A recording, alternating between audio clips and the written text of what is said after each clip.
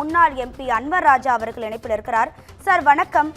அடுத்தடுத்து அதிமுகவுடைய நகர்வுகள் பேசு பொருளாக மாறியிருக்க அரசியல் களத்தில் செங்கோட்டையனுடைய கட்சி பறிப்பு, முதல்ல இது எப்படி சார் பாக்குறீங்க? இது ஒரு மோசமான நடவடிக்கை. அதிமுக ஏற்கனவே மிக மோசமான நிலையில் இருக்கிறது, பின்னடைவில் இருக்கிறது.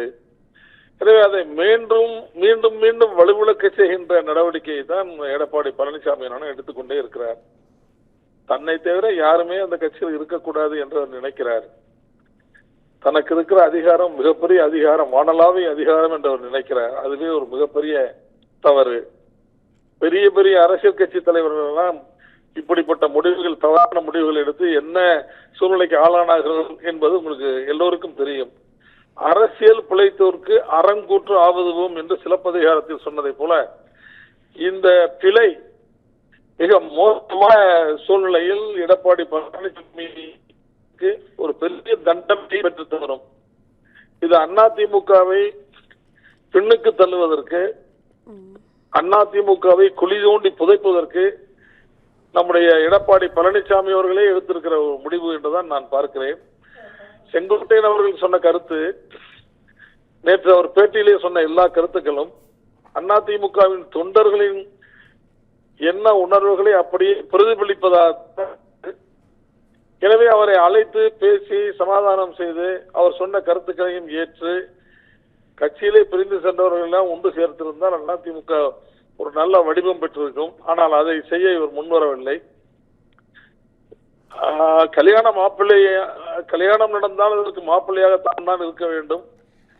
கர்மாதி நடந்தால் அதற்கு செல்லுகின்ற சுடுகாட்டுக்கு செல்கின்ற பிணமாகவும் தான் இருக்க வேண்டும் என்ற முடிவில் தான் நம்முடைய எடப்பாடி பழனிசாமி அவர்கள் இருக்கிறார். எனவே அவருடைய வீழ்ச்சியை யாராலும் தடுக்க முடியாது என்று தெரிவித்துக் கொள்கிறேன். இதுதான் என்னுடைய கருத்து. சார், இப்போ செங்கோட்டையன் அவர்களுக்கும் எடப்பாடி பழனிசாமிக்கும் இருக்கக்கூடிய இந்த மோதல் போக்குன்றது ரொம்ப நாள் முன்னாடியிலேருந்தே இருக்கிறதா நம்ம பார்க்கிறோம். ஏன்னா சட்டமன்ற எம்எல்ஏக்கள் கூட்டத்திலையுமே செங்கோட்டையன் கலந்துக்கல, அதை அவர் புறக்கணிச்சார். அடுத்தடுத்து எடப்பாடியோட பெயரையும் அவர் எந்த இடத்துலையும் குறிப்பிட்டு சொல்லலை. இப்படிலாம் இருக்கும்போது இந்த பாஜக கூட்டணி அமைந்ததுக்கு அப்புறமா தான் இது இன்னும் பெருசாக மாறியதோ? அதாவது ஒரு கட்சியினுடைய தலைவருடைய பாதுகாப்பில் தான் இரண்டாம் கட்ட தலைவர்கள் இருக்க முடியும். அப்படி இருக்கும்போது அந்த கட்சியினுடைய தலைவரே தன்னுடைய இரண்டாம் கட்ட தலைவர்களை ஒழிப்பது, அழித்துவிட நினைப்பது என்பது மோசமான செயல். ஒரு நாட்டினுடைய மன்னன் தன்னுடைய குடிமக்களை அழிக்க நினைக்கலாமா? தன்னுடைய குடிமக்களின் மீது அல்லது தன்னுடைய போர்படை தளபதிகளின் மீது துப்பாக்கியை திருப்பினால் அது என்ன பொருள் அதற்கு? அப்படிப்பட்ட சூழ்நிலையில் தான் இப்போது அதிமுக இருக்கிறது. அதைத்தான் எடப்பாடி பழனிசாமி செய்திருக்கிறார். மிகப்பெரிய மோசமான செயல் இந்த செயல். இது அதிமுக தற்கொலை செய்து கொண்டதற்கு சமம். நல்ல கட்சியை வழிநடத்தி செல்கின்ற ஒரு வாய்ப்பு, பெரும் வாய்ப்பு அவருக்கு கிடைத்தது. இது தனக்குத்தானே தற்கொலை செய்து கொண்டதை போன்ற முடிவு இந்த முடிவு என்று நான் பார்க்கிறேன்.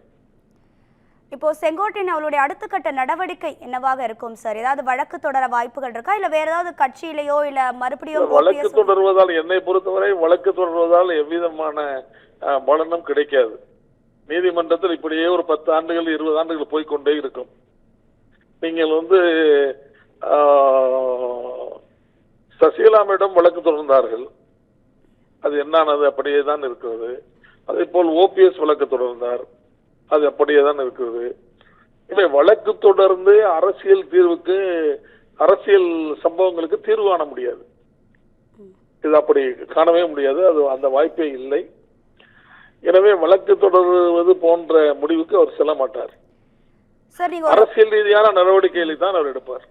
சார், நீங்கள் ஒரு ரொம்ப மூத்த அரசியல்வாதி. அந்த ஒரு இதழத்தில் இந்த ஒரு சந்தேகத்தை நான் கேட்குறேன்.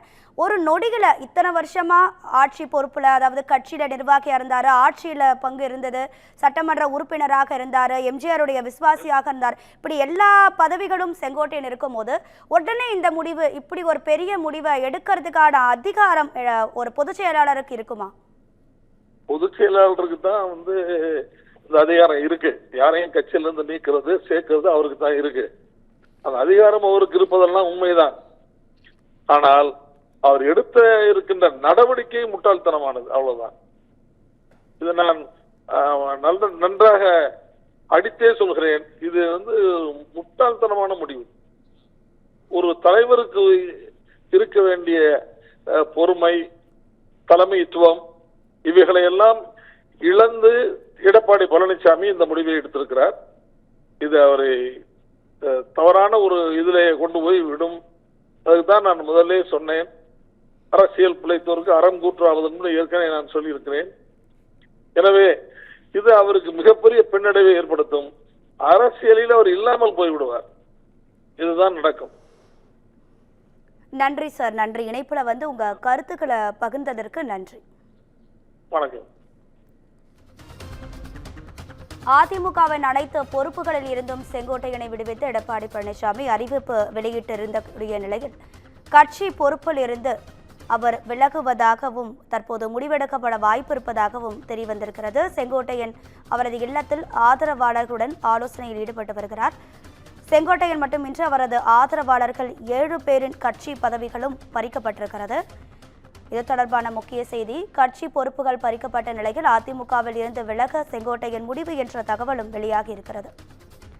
நம்மிடையே பேசிய விருந்தினர்கள் அனைவரும் இது ஒரு முட்டாள்தனமான முடிவு என அன்வர் ராஜா தெரிவித்திருந்தார்.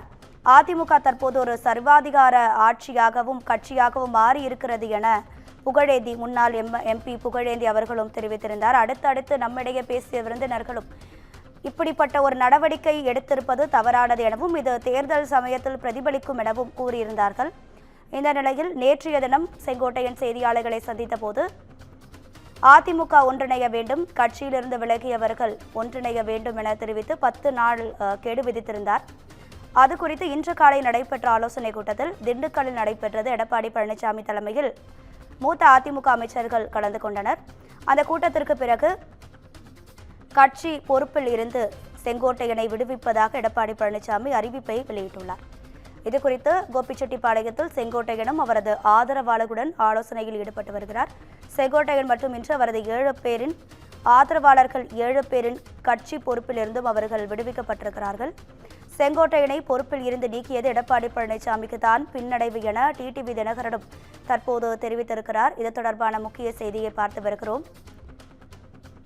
அமமுக பொதுச் செயலாளர் டிடிவி தினகரனும் அதிமுகவில் இருந்து கட்சி பொறுப்பில் இருந்து செங்கோட்டையனை விடுவித்தது எடப்பாடி பழனிசாமிக்கு தான் பின்னடைவு என தெரிவித்திருக்கிறார். இது தொடர்பான முக்கிய செய்தியையும் பார்த்து வருகிறோம்.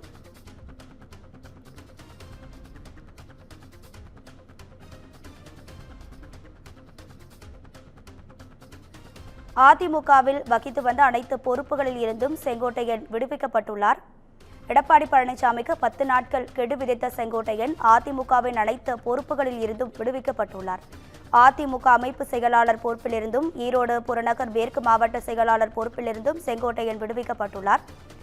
அதிமுகவில் இருந்து விலகி சென்ற OPS, டிடிவி தினகரன், சசிகலா உள்ளிட்டோரை இணைக்க வேண்டும் எனவும் 10 நாட்களுக்குள் எடப்பாடி பழனிசாமி முடிவெடுக்கவில்லை என்றால் அடுத்த கட்டமாக நாங்களே நடவடிக்கை எடுப்போம் என செங்கோட்டையன் தெரிவித்திருந்த நிலையில் அதிமுக மூத்த தலைவர்களுடன் எடப்பாடி பழனிசாமி ஆலோசனையில் ஈடுபட்டார். ஆலோசனைக்கு பிறகு அதிமுகவின் அனைத்து பொறுப்புகளில் இருந்தும் செங்கோட்டையனை விடுவிப்பதாக எடப்பாடி பழனிசாமி அறிவிப்பை வெளியிட்டார்.